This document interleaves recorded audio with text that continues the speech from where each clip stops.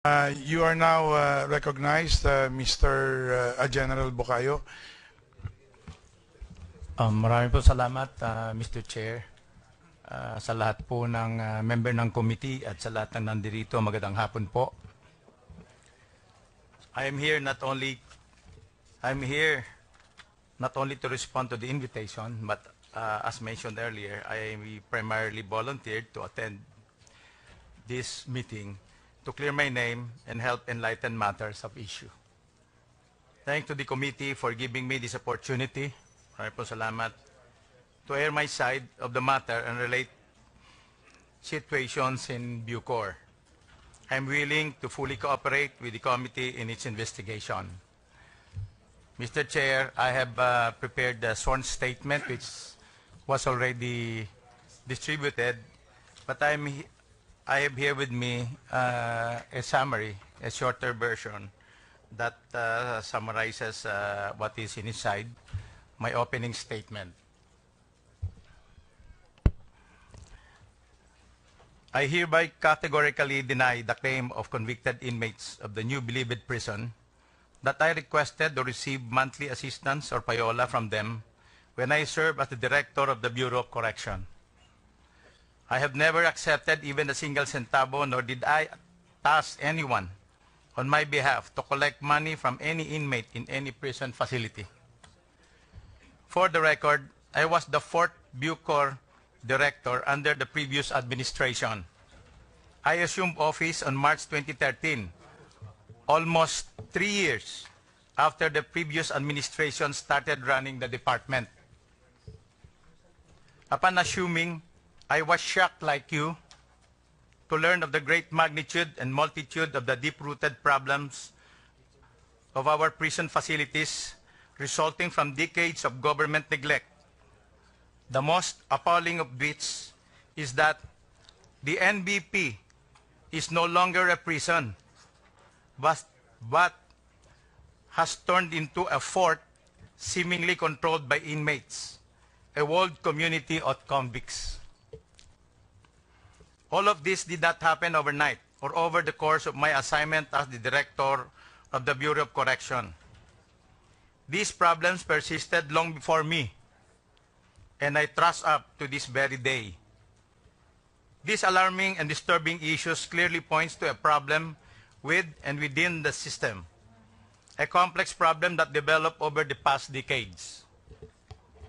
Given the seriousness and gravity of the problems afflicting the new BILIBID prison, I prioritized the implementation of much-needed reforms within the Bureau, and cognizance of the limitation of the Bucor also enlisted the aid of other government law enforcement agencies such as the NBI and the Presidential Anti-Organized Crime Council Committee in combating illegal activities inside the NBP.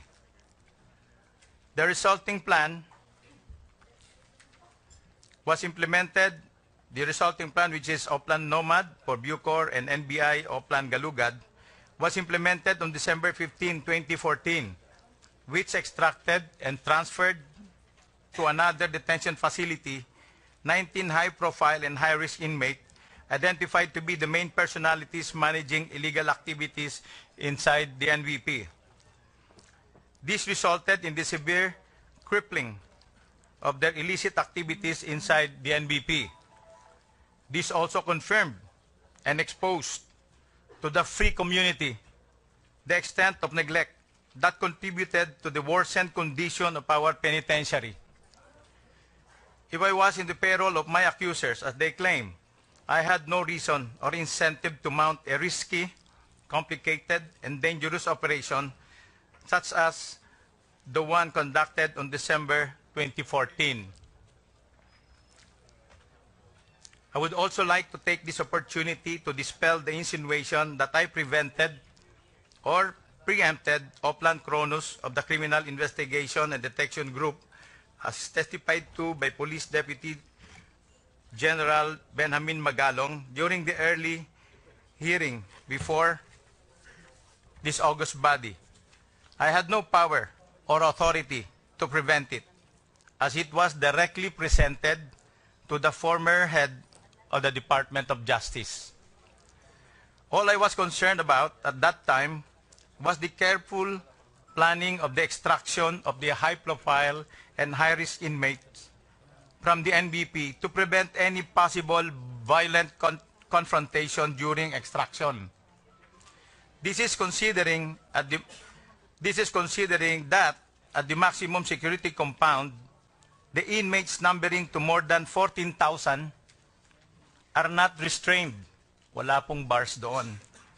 And the high-profile and high-risk inmates are embedded within the respective gang as leaders or as influential sponsors of these gangs. And another concern was how to address the bigger problem of where to transfer extracted inmates, since there is no facility under Bucor which can effectively segregate them from the inmate population, even in Bucor's regional facilities. In addition, I was concerned about the legality of transferring the inmates to another detention facility other than the one designated by the courts upon the inmate's conviction.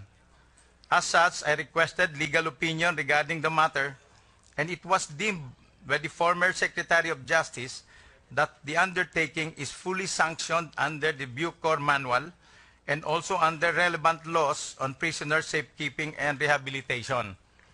This is to ensure that no legal ramification shall ensue after the transfer of the inmates.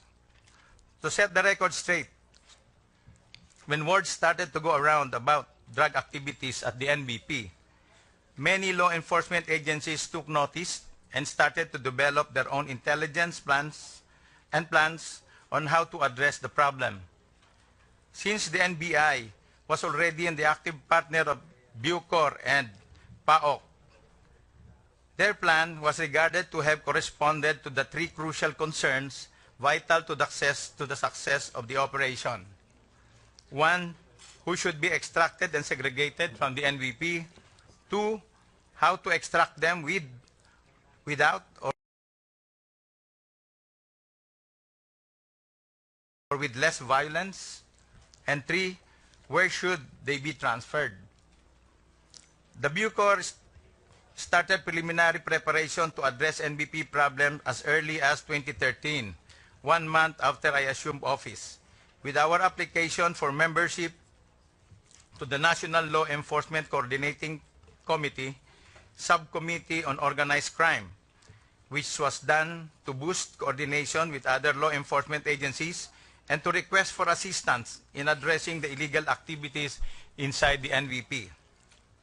Moreover, preparation to address NBP issues were already being undertaken when sometime in September or October of 2014, I was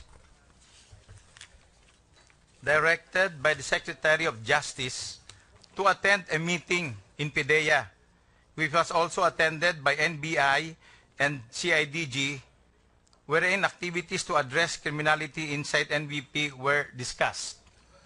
As a reaction to this, I voiced out my concern about the careful planning of the extraction of the high-profile and high-risk inmate from the NBP to avoid violence and the transfer of extracted inmates to a secure detention facility for their segregation from the inmate population.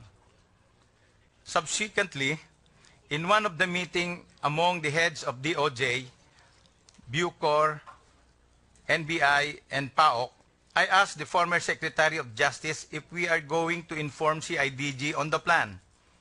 And she said, no need. It seemed that since there was already a prior coordination with the NBI that time, there really was no need to bring in another investigating unit into the fold. Needless to say, the operation in December 2014 was very successful in segregating the high-profile and high-risk inmates. Nevertheless, undertaking said operation had a big price to pay, including threats to my life and to my family, which has caused us so much distress, not to mention the anxiety of possible retribution from the inmates affected by the operation. Even immediately after the operation, I and participating Bucor personnel were publicly perceived to have been sleeping on the job and that the operation caught us flat-footed. The frustration and feeling of abandonment after that operation were too much to bear, that I tendered my resignation to the former Secretary of Justice on that same day. Finally, in February 2015, I submitted my written letter of resignation to the former Secretary of Justice. Volumes of documents will prove my unrelenting effort to battle the proliferation of illegal activities in the NBP and to prevent its perpetrators from conducting them within the walls of BILIBID. Like President Rodrigo Duterte, I believe that illegal drugs pose a serious threat to our citizenry, and I fully support this war on the illegal drug trade and his initiative to utilize those behind it. These are the facts, Your Honors. Again, let me put on record that I have no connection nor I have ever been involved with illegal activities inside the NBP and outside the National Penitentiary. My conscience is clear. All I did was to do my job with all honesty and regularity. Nagtrabaho lang po ako. Maraming salamat po. Thank you for that. Mr. Chairman. Of course, you will be